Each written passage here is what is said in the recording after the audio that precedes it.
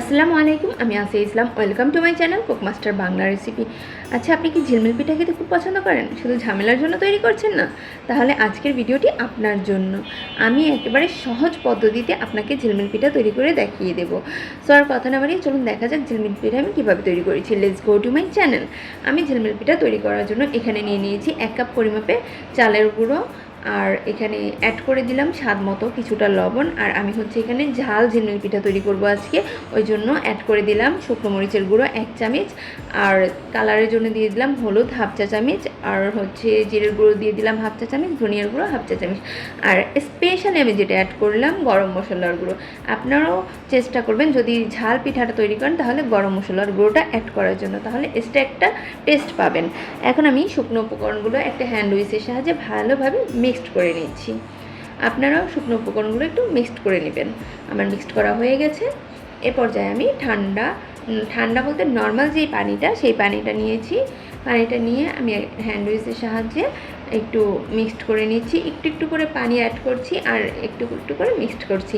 তো আপনারা কিন্তু পুরো পানিটা একেবারেই দিয়ে মিক্সড করতে যাবেন না, তাহলে কিন্তু ব্যাটারটা বেশি পাতলা হয়ে যাওয়ার সম্ভাবনা থাকবে।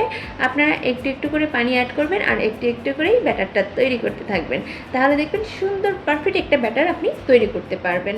তা আমার যতটুকু পানি অ্যাড করার দরকার আমি পানিটা অ্যাড করে নিয়েছি।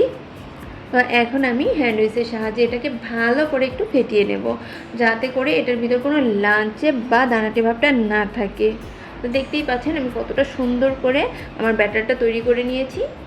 আমার ব্যাটারটা তৈরি করা হয়ে গেছে। আমি 5 মিনিটের মতো এটাকে একটু রেস্টে রেখেছি।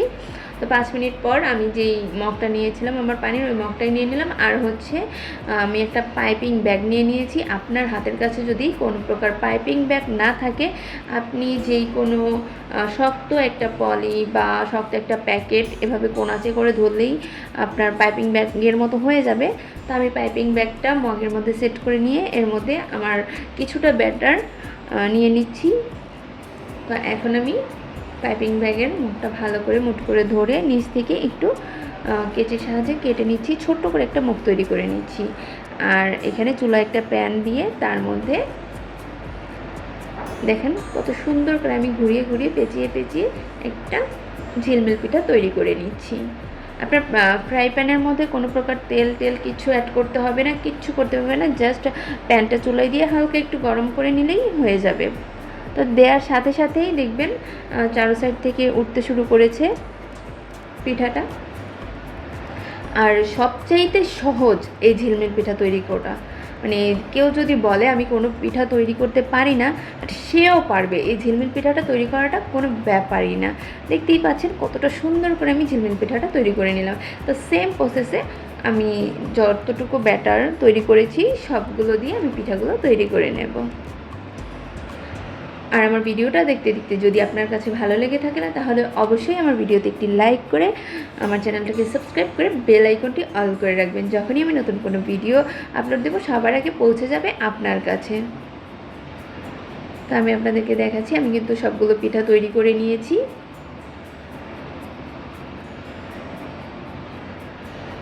আপনারা কিন্তু বাসায় অবশ্যই এই পিঠাটা ট্রাই করবেন, আর ট্রাই করে কমেন্ট বক্সে কিন্তু আমাকে কমেন্ট করে জানাতে ভুলবেন না যে কতটা সহজে আপনাদেরকে আমি এই পিঠাটা তৈরি করে দেখিয়েছি।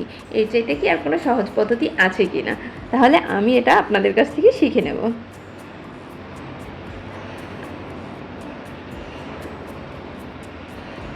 আমি একটা পিঠা নিয়ে ছিঁড়ে একটু দেখাচ্ছি আপনাদেরকে। দেখতেই পাচ্ছেন কতটা সুন্দর হয়েছে পিঠাগুলো। আপনারা ভালো থাকবেন, আমার জন্য দোয়া করবেন। আল্লাহ হাফিজ, বাই বাই বন্ধুরা।